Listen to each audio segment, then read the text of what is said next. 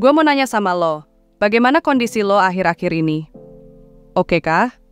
Atau saat ini lo baru sadar kalau kita udah di penghujung tahun dan banyak hal yang lo rancang di tahun baru kemarin nggak kesampaian? Atau jangan-jangan lo lagi khawatir tentang 2024 yang akan datang? Kalau iya, lo ada di video yang tepat, karena di video kali ini gue bakal bahas tentang cara bikin hidup kita lebih bahagia dan termotivasi walaupun sudah di akhir tahun. Simak sampai akhir biar dapat insight-nya.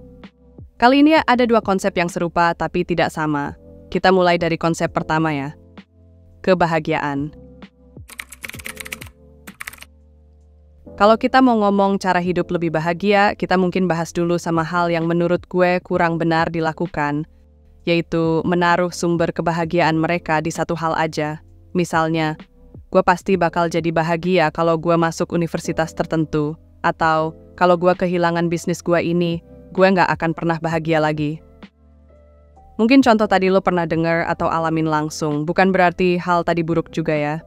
Tapi di saat bersamaan, hal ini juga jadi ngebuat seseorang benar-benar mempertaruhkan seluruh kebahagiaan, bahkan hidupnya, ke satu hal yang tetap punya peluang buat nggak tercapai.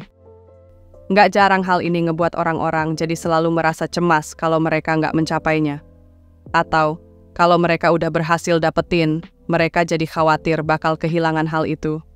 Seakan-akan, mereka juga bakal kehilangan kebahagiaan mereka dan hidup di tengah-tengah rasa takut. Ada suatu penelitian yang ngebahas soal ekspektasi soal rasa bahagia. Nah, hasil penelitian ini adalah mereka yang memprediksikan sumber kebahagiaan mereka berasal dari satu hal aja, mereka ditemukan cenderung melebih-lebihkan perasaan kebahagiaan itu. Jadi, pas hasilnya nggak sesuai, mereka cenderung ngerasa lebih kecewa daripada mereka yang enggak melebih-lebihkannya. Partisipan di penelitian tadi jadinya juga nggak memperhatikan hal-hal kecil yang bisa membuat mereka bahagia, kayak ngabisin waktu sama keluarga dan teman, makan enak, dan lain-lain.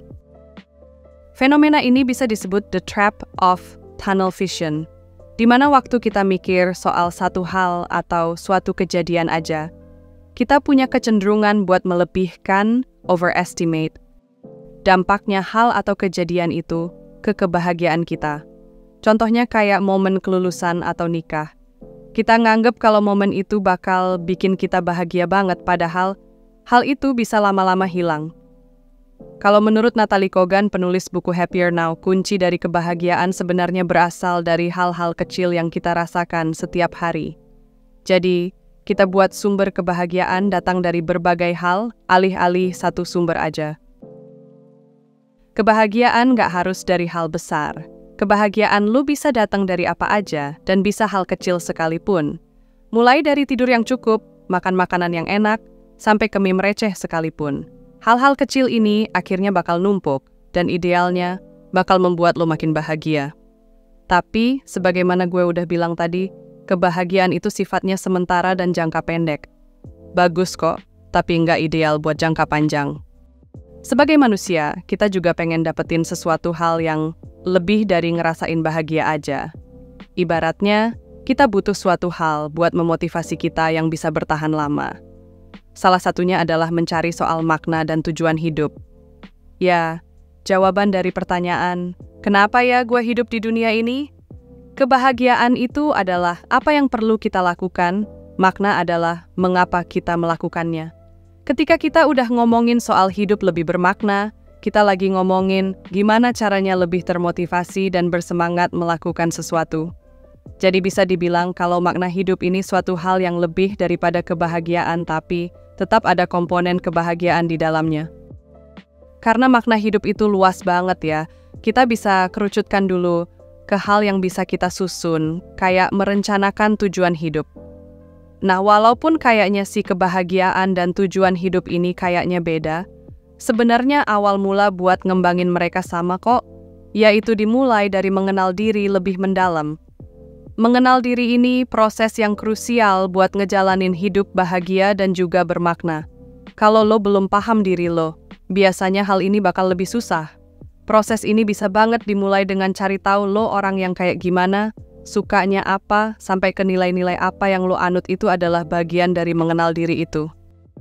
Kalau udah paham sama diri lo, berikutnya adalah cari hal-hal apa yang bikin lo bahagia, bahkan dari hal kecil sekalipun.